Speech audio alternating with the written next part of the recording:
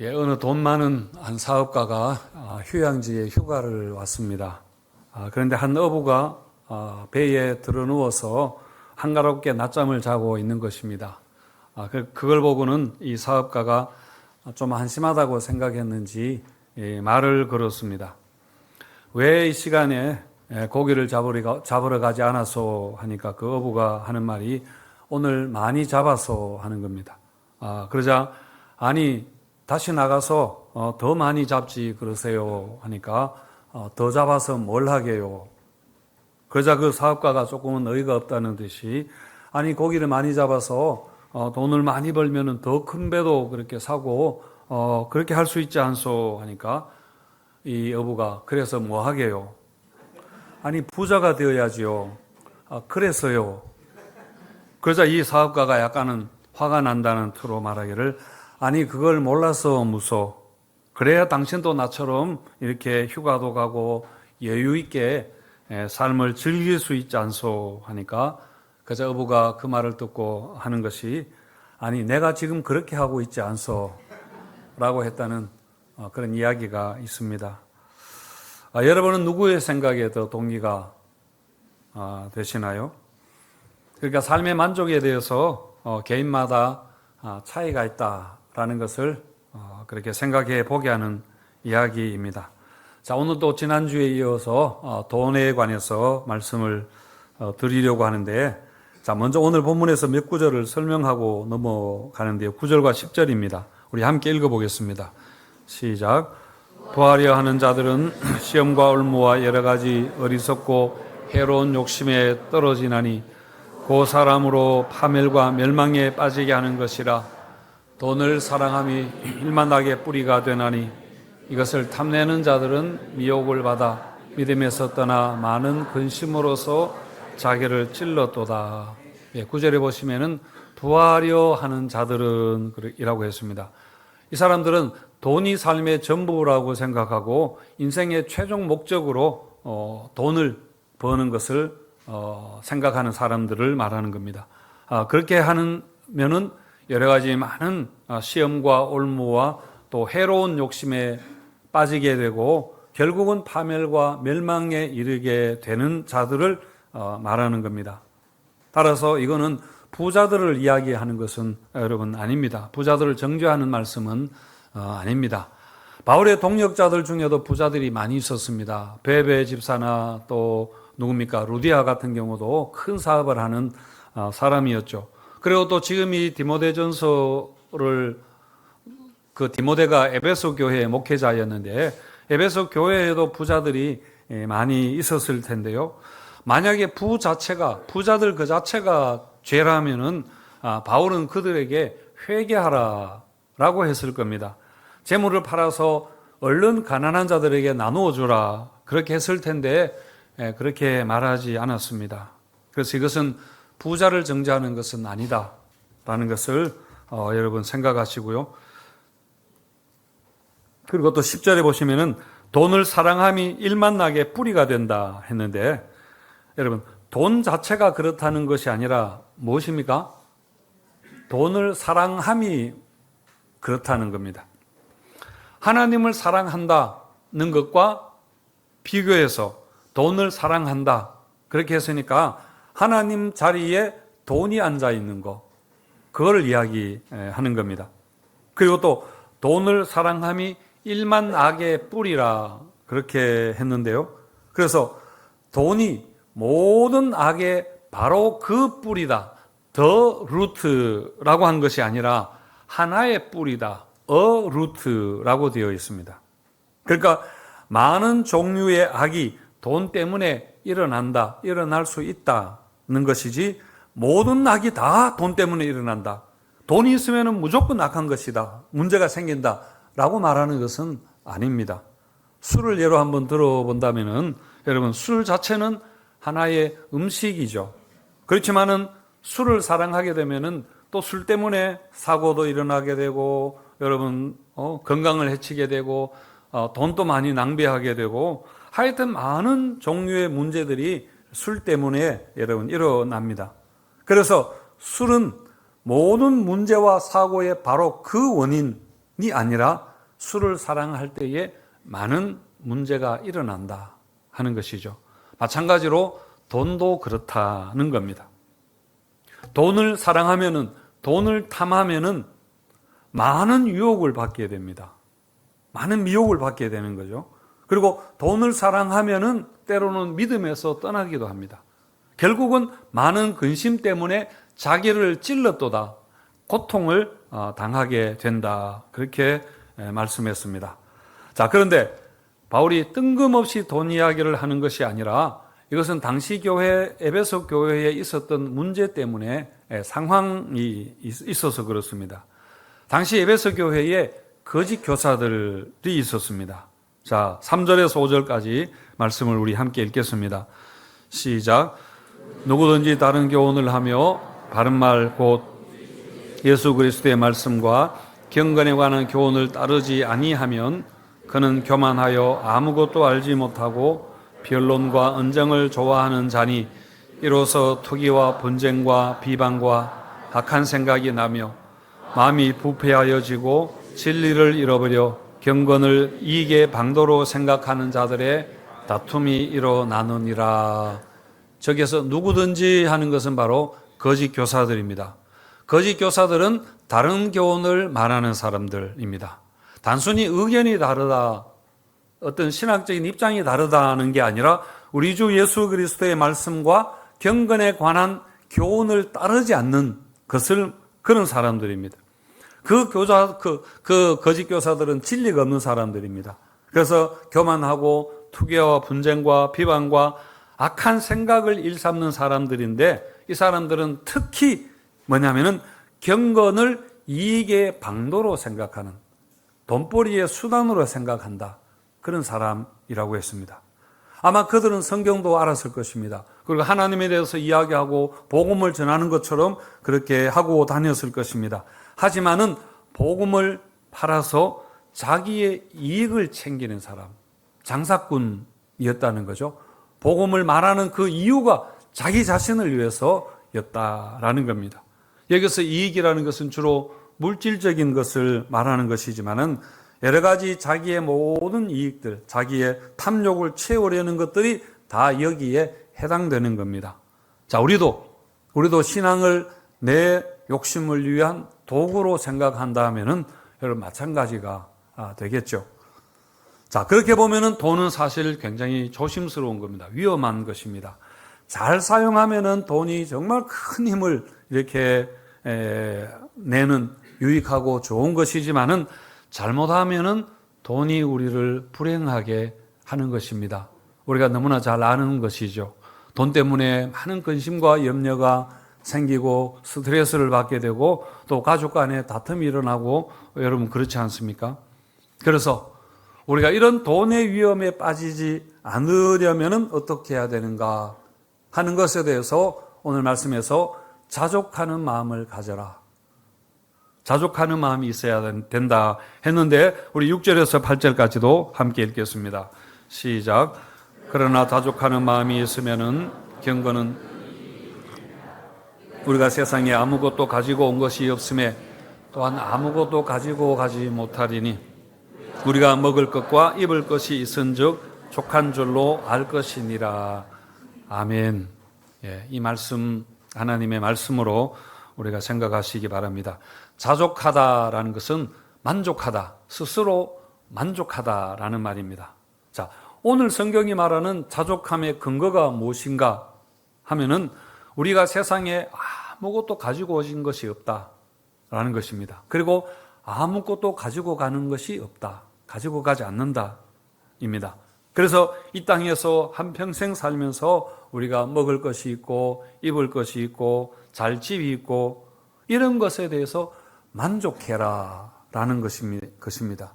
단지 여기서 만족하라는 것은 옷과 음식뿐만 아니라 사람이 살아가는데 필요한 기본적인 것들은 다 해당이 되는 거죠. 이런 것들을 다 하나님이 주신다 라는 것을 전제로 하고 하는 말씀입니다. 자, 그런데 여러분, 이것을 넘어가면은 어떻게 되는가? 이 만족을 넘어가면은 그게 탐욕이 되는 겁니다. 여러분, 탐욕은 내게 필요한 것이 충분히 있는데 그 이상을 욕심내는 것입니다. 그러니까 계속 배가 고픈 것이죠. 자족이라는 용어는 원래 바울 당시에도 굉장히 유명했던 스토아 철학자들이 사용하던 그 단어입니다. 물론 스토아 철학자들뿐만 아니라 불교와 같은 종교와 철학과 사상들이 다 이 자족의 중요성을 이야기를 하죠. 자족하는 마음을 위해서는 금욕과 절제를 통해서 내 만족을 최소화하라, 그렇게 이야기하고 집착을 내려놓으라, 그렇게 하는 여러 가지 가르침들이 있습니다. 자, 바울은 그렇게 하는 것도 유익하다고 말합니다. 디모데전서 4장 8절에 보시면은 육체의 연단, 지난번에는 연습이라고 하고 원래는 훈련이라고 할 수 있는데, 육체의 훈련은 약간의 유익이 있으나 경건은 범사에 유익하니 금생과 내생에 약속이 있느니라 했습니다. 그러니까 이렇게 욕망을 다스리고 금욕하고 절제하고 또 우리가 명상을 하고 또 운동을 하고 이런 훈련과 연습도 유익한 것입니다. 유익한 일입니다. 약간의 유익이 있다고 했지만은 사실은 많은 도움이 우리가 살아가는데 정신적으로 육신적으로 굉장히 도움이 되는 거죠. 다만 경건의 유익과 비교했을 때에 약간의 유익이라 그렇게 한 것입니다. 왜냐하면 경건은 너무 큰 유익이 있으니까. 범사에 유익한 것이고 이 땅에서뿐만 아니라 내생에서도 약속이 있는 것이기 때문입니다. 자, 이렇게 여러분 자족하는 마음을 위해서 우리가 절제하고 욕심을 내려놓고 금욕하고 집착을 버리고 하는 육체의 연습도 필요하지만은 그런데 근본적인 해결은 사실은 아닙니다. 욕심을 버려야 된다 하는 것을 우리가 잘 알지만은 그게 잘 되지 않죠. 어느 광고 카피에 만족하려면은 만족하지 말아라 그렇게 하던데요. 이 세상이 우리가 그렇게 만족하도록 내버려 두지를 않습니다. 계속 비교하게 합니다. 그러니까 내가 계속 비교를 당하는 겁니다. 그럴 때에 결핍함과 부족함을 느끼게 되는 것이죠. 계속해서 배고픔을 부추기는 세상을 우리가 살고 있는 것입니다. 요즘은 SNS로 주로 소통을 많이 하는 세상입니다만은 다른 사람들이 해외여행 간 것을 이렇게 사진을 찍어서 올리고 아주 고급스러운 음식점에 가서 찍은 인증샷을 이렇게 SNS에 올리면은 그것을 보는 순간에 내 마음이 흔들리게 되는 거죠. 아무렇지도 않다가 행복하다가 그것을 보는 순간에 내게 너무 작아 보이는 겁니다. 그러면서 부러운 마음이 들게 되는 겁니다. 그래서 여러분, 우리에게 필요한 것은 참 경건이 필요하다는 겁니다. 경건이라는 것은 하나님을 알고 하나님과 바른 관계 속에 살아가는 걸 경건이라 그렇게 말하는데, 그래서 우리가 이 부분에 있어서 확실한 믿음을 가져야 됩니다. 뭐냐면은 하나님 안에 있는 충분함을 그렇게 알고 그것을 믿고 그렇게 살아가는 것입니다. 시편 23편에서 다윗이 노래하기를 여호와는 나의 목자시니 내가 부족함이 없습니다 라고 했는데, 부족함이 없다가 바로 자족한다, 만족한다 라는 말입니다. 왜냐하면 왜 그렇습니까? 하나님이 나의 목자가 되시기 때문에, 하나님이 계시기 때문에, 그래서 나는 하나님으로 충분하다. 나는 하나님으로 충분하다. 여러분, 이게 우리 신앙 아닙니까? 우리 신앙의 내용 아닌가요? 이게 성경 말씀 아닙니까? 여러분, 이렇게 하나님 안에서의 자족함, 만족을 위해서 우리는 하나님께 소망을 두어야 합니다. 여러분, 17절에 보시면은 마음을 높이지 말고 정함이 없는 재물에 소망을 두지 말고 오직 우리에게 모든 것을 후히 주사 누리게 하시는 하나님께 소망을 두라 말씀했습니다. 정함이 없는 재물에 소망 두지 마라 했는데, 이것은 재물이 정하지 않다, 깨끗하지 않다, 더럽다는 말은 아닙니다. 단어가 이것은 정하다는 것은 고정되다, 정해 이런 뜻입니다. 그러니까 불안정해서 흔들린다, 불확실하다라는 그런 의미로 정함이 없는 재물이라 그렇게 했습니다. 언제든지 없어질 수 있다는 것이죠. 자, 여러분, 사람이 재물에 욕심을 내는 근본적인 원인은 불안 때문입니다. 결핍 때문이 아니라 불안이 있기 때문에 그렇습니다. 그리고 그 불안의 10년을 들여다보면은 결국은 무엇을 소망하고 있는가, 무엇을 의지하고 있는가 하는 소망의 대상 혹은 방향의 문제입니다. 그래서 여러분, 사람들은 돈이 있으면은 나를 가장 든든하게 지켜줄 수 있다. 돈이 나의 소망이다. 그렇게 본능적으로 또 세상에 수많은 시간 동안 그것을 학습되어 왔기 때문에 여러분 그렇게 생각하고 그래서 돈을 의지하게 되는 겁니다. 그런데 이게 여러분 역설인 것이죠. 불안하기 때문에 여러분 재물을 의지하는데 사실은 재물이 정함이 없는 겁니다. 재물이 불안정한 것입니다. 재물 자체가 불안정한 거죠. 불안을 없애려고 불안을 의지한다는 게 역설이라는 그런 말입니다. 그래서 여러분 돈이 있어도 돈을 벌면서도 돈을 잘 쓰지 못합니다. 돈을 쓰면은 돈이 줄어들고 돈이 없어지기 때문에 그만큼 불안이 커지기 때문에 돈을 잘 못 쓰는 거죠. 그래서 돈 벌기 위해서 평생 일만 하다가 나중에는 몸이 골병이 들어서 병원에 돈을 다 갖다 주게 된다고 그렇게 하지 않습니까? 여러분 그것도 아이러니이죠. 그래서 하나님께 소망을 두라. 우리의 가장 근본 그 10년에 하나님을 두라. 하나님을 의지하고 정말 하나님의 나의 소망이라는 것을 믿으라는 것입니다. 아마도 이것도 역설이겠죠.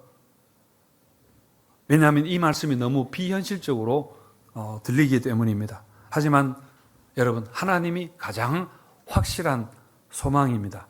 이게 우리 믿음의 핵심적인 내용입니다.